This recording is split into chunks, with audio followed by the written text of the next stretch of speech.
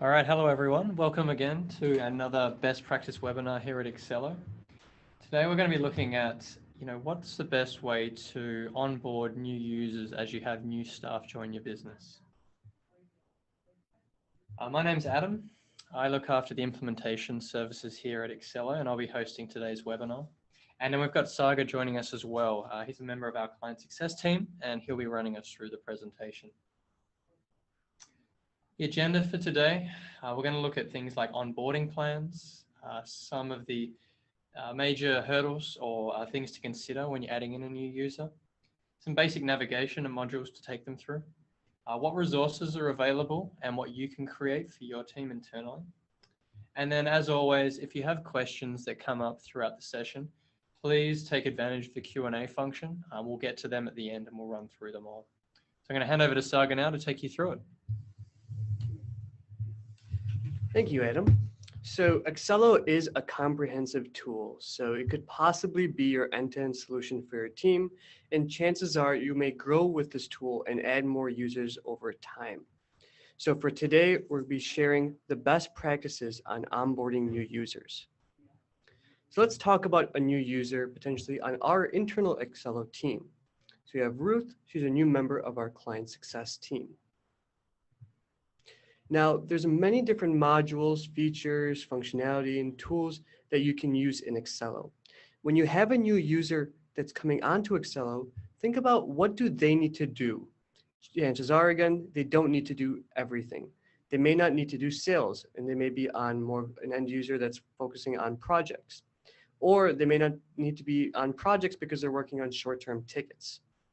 Or they might just have to worry about billing. Say you have a new accountant that you're working with, whether they be internal or someone that you're bringing on to help with accounting, you can then, onboard them to maybe just the billing side of Accelo. So again, if we need to answer the question, what does that member need to do in Accelo? Is he or she an admin member, a full-time professional, a contractor, or a collaborator? Does this user need to manage resources, manage projects, log time, invoice, or all of the above? And what modules does this user need to use? Let's run through each of these bullet points. So when we think of admin, professional, contractor, and collaborator, we're thinking of the different user access levels in Accelo. Now, admin members are your main, administrative executives. They may see, everyone's timesheets. They have access to the utilization and profitability dashboards. They can see cost rates to tracking profitability. And much more in terms of like importing and setting permissions and such. Professional users are normally your full-time staff, end users that are working on your average projects, your services, your sales members of your team. Not necessarily even like managers could be professionals, and so on. Then you have contractors and collaborators. Contractors are meant for third-party individuals that are coming onto your team, maybe for a select project, maybe to work on specific tasks for a project, such as maybe like a UI designer or an app developer that might be needed for a specific part of a larger project. And then you have collaborators, which are your read-only members of your team. Someone that's just looking over, kind of what are the ongoing projects? What are the different, invoices that are there? Such as someone that might be just on your admin staff. Now, again, does this user need to manage resources, projects, time, invoice, and such? Then we go into permissions. So you have a user access level, and then you have permissions, and we want to build those permissions for that user around what they need to do in Accelo. And again, we don't want to overwhelm them with giving them access to everything, because then they'll try to do everything, which we don't need them to do at this given point. And same thing goes with modules. You have those 4 different modules when we're talking about, say, sales, projects, service, and retainers. What does that user need access to start with? So for example, Ruth may need access to our projects and service modules. She doesn't work on, say, sales, and she doesn't work on retainers. And it just gives her, again, that single-eyed focus on what does she need to know for her team. And then we can go into goal setting. So once you have the user in the system and they're kind of starting to use the system, we want to set goals for that individual. So they know, say, what KPIs that you're looking for in the, say, week 1, week 2, week 3, week 4. So for example, week 1 might be managing clients and contacts. Week 2 might be, adding and tracking in sales and managing projects. Week 3 might be logging time. And week 4 might be managing resources and understanding how to invoice clients for that work. It's again, building goals week by week for each individual on your team. Okay. So let's go through Accelo and go through the different resources that we have, as well as kind of best practices, what we do here at Accelo to kind of share that. Again, feel free to ask questions along the way, and we'll go from there.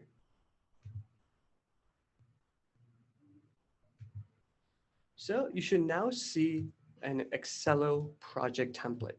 So before we were discussing a systematic way to onboard new users onto Accelo.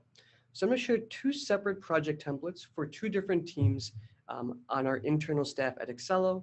And the first one is marketing. So you may have employee onboarding, and they go by day on what needs to be done. Again, this is a good way to have everyone involved, not only on your internal team that knows Accelo, but also getting the new users into the system and logging and closing out tasks for what was complete. Another template that we have is for Accelo internal success training. For a client success team, they need to be a little bit more technical and going through all the different aspects of Accelo, kind of, step by step. Okay. Again, relatively more comprehensive, but as you would want from our success support team.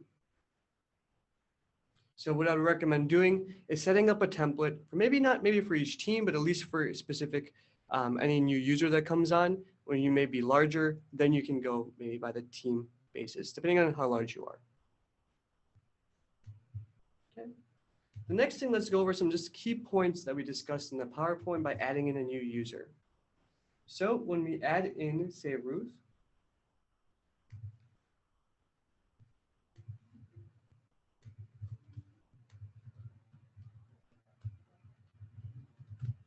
there's a couple key, maybe not as intuitive fields, but also very functional fields that you should keep track of. The first one is manage by. And the idea of manage by is these are, who, say, Ruth is directly reporting to. So you may have different individuals that they directly report to. And if these individuals are not admin members, they won't be able to see Ruth's, say, timesheets by default. So say Ruth reports to Sagar. We want to have managed by Sagar, so Sagar can then go through, say Ruth's timesheets and also potentially get notified anytime Ruth sends an activity out from Accelo. Again, that's an option, and usually we recommend that for, say, the first 2 weeks of their employment, just to make sure that it's consistent with what you're looking for them to do. The next is skill. So what might seem relatively simple upfront, like adding a skill in for an individual, could be very beneficial when you're looking to filter out, a list of work or list of individuals based on skill. So such as like copywriting or, maybe design or development or specific languages. That could be a skill, and you can filter individuals by those skills to then resource out work to them. Then you have billable rates and cost rates. You may already be familiar with this, but again, the billable rate is that staff rate. If they were to log time on work, that's logged under staff rates. That's the billable value of work this user is providing. Let's do an example of, say, maybe the base is 125. The cost rate is what's that cost to you plus maybe an admin percentage. So we can go through and maybe write professional and put in maybe the accurate cost rate or just, an average kind of range. So, sometimes a lot of our clients, they go by junior professional 30, senior professional 50, and maybe executives say 75, and they have those ranges. Now you have the option of making it, as particular as possible, saying their actual cost rate, really up to you and what route you'd like to go in Accelo. For username, we really recommend using their email address just to keep it consistent, because a lot of times people forget their username. You can then put in, say, financial visibility, another critical kind of functional part of adding in a new user. So view hours only, they cannot see, say, billable rates and financial budgets. Versus the other option is seeing all three of those options, hours, rates, and budgets. If they're a PM, they're an admin member, or they're someone that actually creates project plans or retainers, you'd want them to see billable rates and financial budgets. If they're not, a lot of end users can probably get away with just seeing hours only. Okay. Then you have different groups. What's important about groups is these groups can be a way that you manage your different permissions in Accelo. So maybe project managers have a set, permissions. So anytime Ruth's added to project managers, then she'll then have those permissions for project managers. And then going back to access level with admin, contractor, professional, and collaborator. Okay, and then active. Okay, so we're just going to hit save to add in, say, Ruth into this test environment. It goes into user permissions. Again, we do have a full-on webinar on user permissions, but just a couple just quick notes. Usually we enable those that have, say, Ruth is managing on sales, maybe not. She is going to be working on projects, but we want to remove certain, functionalities such as deleting, such as maybe the admin part, and maybe even milestones admin as well. So it's looking at it from, that perspective. Okay. So now that user's added in, and you may have a project in Accelo for getting them up to speed, let's talk about what resources you might have available for kind of just sharing with them, because again, there's limited time for getting someone, onboarded on your team. Not only do they need to learn Accelo, but they need to learn, what they need to do for your clients as well. So a couple of things to know. So if we go to, say, accelo.com, we can go to our support. So if we go to our support, we're going to go to, say, help guides. Okay, so we're going to the help section of our website. So if we go to that help section, it starts off with get started. So get started, learn the basics, and working in Accelo are all lesson-based plans. So think of maybe a paid implementation that you went through. This is more of a DIY, do-it-yourself plan. So you can go through, get started, learn the basics, and working in Accelo to onboard onto Accelo fairly easily. Okay. And also, kind of moving forward, you have FAQ and guides. So the guides are kind of categorized by user guides, which is meant for maybe any new user that's coming on board. For setting and configuration is meant for the admin members that are setting up Accelo. It could be used by those end users moving forward, but for now, again, probably user guide and looking at each module is what route they'd like to go. Yeah. Also, we have a number of best practice videos similar to this one that we have available. One in particular that I really recommend using is the tasks one and managing work. So tasks, time, and managing work. This is probably extremely useful for anyone that's joining your team and just needs to know how to log time and such. For the managers on the team, then maybe the rest of these kind of best practice videos could be useful, such as maybe invoicing or resource utilization and such. But I would say for most end users, task, time, and managing work is a place to start. Okay. So again, those are just simple things that are available kind of publicly. If we're looking for additional help, we do have additional guides that we've created through our kind of paid implementation courses that we're happy to send to you. All you need to do is email implementation@accelo.com with just letting us know that you have new users and you're just kind of interested in knowing what sort of resources that we have available. And we'll be able to send those resources based on the type of individual and what role they have for your team. And we're willing to help out in any way that we can, just because we know it's a hurdle to cross every time a new user is coming onto Accelo.